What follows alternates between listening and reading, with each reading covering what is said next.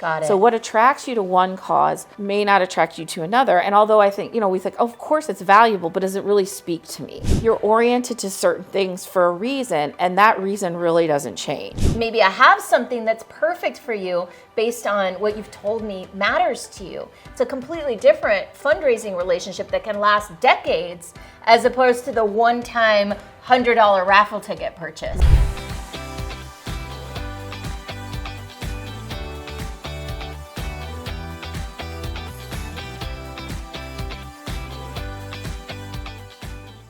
There's a few things that you've brought up that I want to call forward, which is one, you could actually manipulate somebody or pressure somebody or help, hey, and they're like, oh, I can't make them stop. I'll give them money. Yep. You can do that and get that outcome. Yep. And it's usually short-lived. Yep. That sort of outcome then they run away from you the next time you call, right? Yes. They don't want anything to do with you. Oh, there's that person. They're going to try to get me to donate again. It's different than when like the story about, the person rising to the occasion, like wanting to donate, wanting to invest, creating a relationship of trust, where when the person calls, you pick up the phone because you have a trusted relationship, and the person says, maybe I have something that's perfect for you based on what you've told me matters to you. It's a completely different fundraising relationship that can last decades as opposed to the one-time $100 raffle ticket purchase. Right. Right? Yes. And that is exactly right. Like it works in the short term, but as a long term, it's really not a great strategy. Mm-hmm. And yes, maybe you get a gift maybe once, maybe twice. Are they really aligned with your mission? Are they really connected? One of my big philosophies that I share is I believe that everyone has their own philanthropic heart.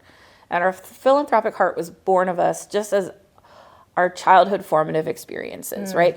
So I tend towards rescuing, right?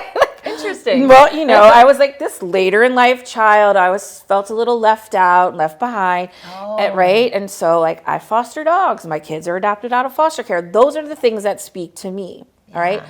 And I feel like your philanthropic heart is that you don't change that in somebody. So all you're doing is do our philanthropic hearts align?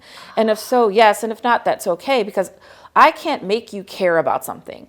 And that's what makes me sad is people spend a lot of time trying to make people care. And for all of you, you don't have to make people care. That's not your job. Your job is to find people who share your heart and align with them. Right? Because because what calls you emotionally, we have a saying, heart, mind, wallet, right? So what calls you emotionally to somebody, we hold a lot of deeply ingrained values that really doesn't shift. And maybe if something catastrophic happens, right? But for the most part, you're oriented to certain things for a reason, and that reason really doesn't change. Got it. So what attracts you to one cause may not attract you to another. And although I think, we think, of course it's valuable, but does it really speak to me? Right.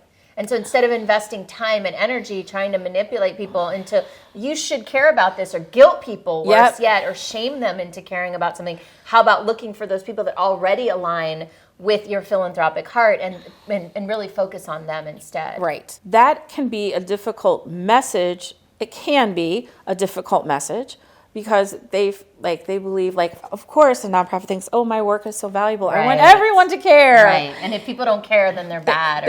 Or they feel bad, no one cares. Right. It feels like, the care.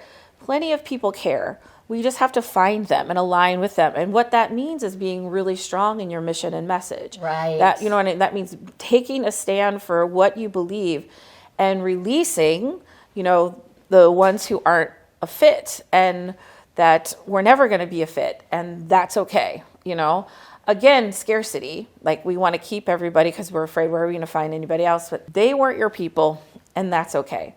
And just go find the people who share your philanthropic heart. And what that means, though, is really being strong in your message. And I've been doing this work for, 30 years, and that's what I saw was not that the messaging wasn't good, right? It was the value, can I stand in this message? Can I stand in this truth?